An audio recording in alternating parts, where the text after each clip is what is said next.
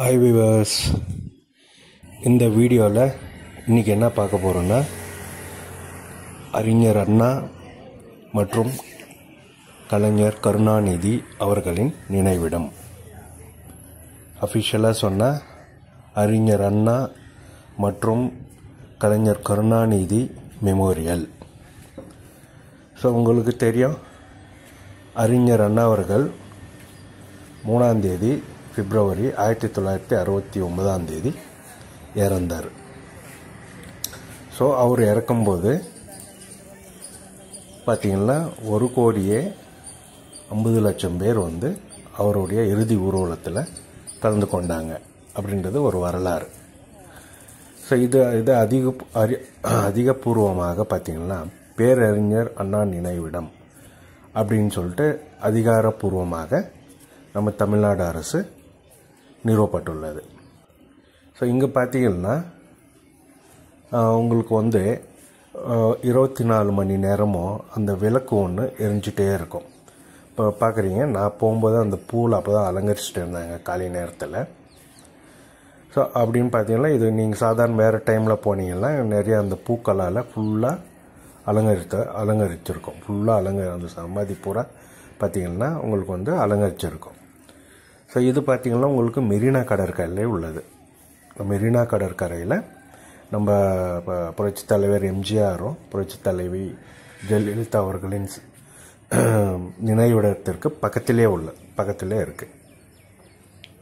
இங்கே பார்த்திங்கன்னா 5 பிப்ரவரி 1969 அண்ணா தகனம் செய்யப்பட்ட இடத்தில் கருப்பு பளிங்கு மேடை எழுப்பப்பட்டது. அவர் நினைவிடம் வால் தூண் மேல் கோல வடிவிட்டும் விளக்கு மற்றும் கல் நடைபாதை அமைக்கப்பட்டுள்ளது.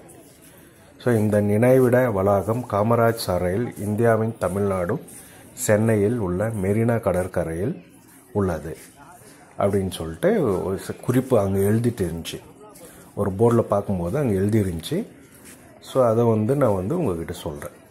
அடுத்தது பார்த்திங்கன்னா இப்போ போயிட்டுருக்கோம் தலைவர் கலைஞர் கருணாநிதி அவர்களின் நினைவிடத்தை பார்க்குறோம். இப்போ ஸோ இந்த நினைவிடம் உங்களுக்கு தெரியும், அவர் கலைஞர்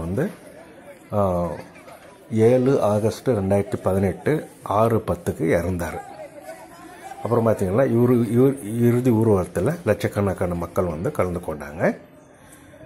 இப்போ பார்த்திங்கன்னா 248 party workers, DMK Dravida Munnetra கழகத்தினுடைய ஒர்க்கர்ஸ் இவருடைய இறப்பின் செய்தியை கேட்டு இறந்துருக்கிறாங்களாம்.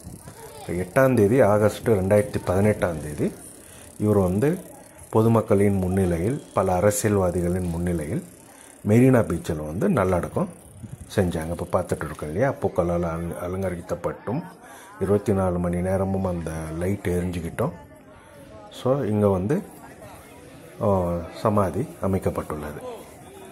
ஸோ இது பார்த்திங்கன்னா இந்த சமாதியினுடைய ஹிஸ்ட்ரின்னு பார்த்திங்கன்னா முதலமைச்சர் கருணாநிதி நினைவாக சென்னை மெரினா கடற்கரையில் 2018ஆம் ஆண்டு கட்டப்பட்டது. சட்டப்பேரவையில் விதி எண் 110 கீழ் 2021 ஆகஸ்ட் 24 முதல்வர் மு.க.ஸ்டாலின் அறிவித்தார். தமிழக சட்டப்பேரவையில் விதி எண் 110 கீழ் முதலமைச்சர் மு.க.ஸ்டாலின் வெளியிடும் முதல் அறிவிப்பும் அதுதான் இருந்தது. அப்போ பார்த்திங்கன்னா தமிழக முன்னாள் முதல்வர் கருணாநிதியின் சாதனைகளை சிந்தனைகளை பொதுமக்கள் அறிந்து கொள்ளும் வகையில் காமராஜர் சாலையில் அண்ணா நினைவிடம் வளாகத்தில் 2.21 ஏக்கர் பரப்பளவில் 39 கோடி மதிப்பீட்டில் நினைவிடம் அமைக்கப்படும் அப்படின்னு சொல்லிட்டு நம்ம முதலமைச்சர் ஸ்டாலின் அவர்கள் அறிவிச்சிருந்தார். அவர் அறிவித்தது போல் இது 39 கோடியில் இவருடைய நினைவிடம் கட்டப்பட்டது. ஸோ இங்கெல்லாம் பார்த்திங்கன்னா இந்த இடத்துல காமிச்சிட்ருக்கிற இடத்துல அவர் தலைவர் சொன்னது, கலைஞர் ஐயா சொன்ன அந்த மொழி, அந்த சென்டென்ஸ் வாக்கியங்கள் அப்படின்னு சொல்லுவாங்கள்ல, அந்த அவரை மாதிரி நமக்கு அவ்வளோ பியூராக பேச முடியாது. நம்ம தமிழில் தான் படித்தோம், தமிழில் தான் பண்ணோம். இருந்தாலும் நம்ம அவ்வளோ திடீர்னுலாம் தூங்க முடியாது. அந்த மாதிரி இருக்குது. அந்த ஒவ்வொரு வார்த்தையும் பார்த்திங்கன்னா அவர் அமைச்ச வார்த்தைங்க. நம்மளால் அவ்வளோ எழுத முடியுமான்னு தெரியாது, ட்ரை பண்ணாலும். அதெல்லாம் சும்மா அவர் அந்த மாதிரி வாக்கியங்களை அமைத்து அவருடைய ஞாபகார்த்தமாக அங்கங்கே வச்சுருக்காங்க. அது அவர் என்ன சொல்கிறாருன்னா, ஒரு சாதாரண மனித உடலிலிருந்து கிளம்பும் தீப்பொறியை அவனை பெரியாளாக ஆக்க முடியும். சாதாரணமான ஆள், இப்போ நானும் நீங்களும் மாதிரியே இருங்க ஆளுங்களாலையும் ஒரு தீப்பொறி மாதிரி ஒரு அந்த எய்ம்ஸ் டிட்டர்மினேஷன்ஸ் கிளம்பி நம்ம பெரியாளாக ஆகிறதுக்கு அதுதான் மெயின் காரணம்.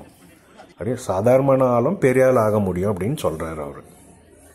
அந்த மாதிரி வேர்ட்ஸ். இப்போ இது பார்த்திங்கன்னா அவருக்கு மியூசியம், நம்ம அறிஞர் அண்ணா அவர்களுக்கு ஒரு மியூசியமு. இந்த மியூசியத்தில் டாக்டர் கலைஞர் அவர்கள் அவர் தான் இந்த மியூசியம் நிறுவனார்.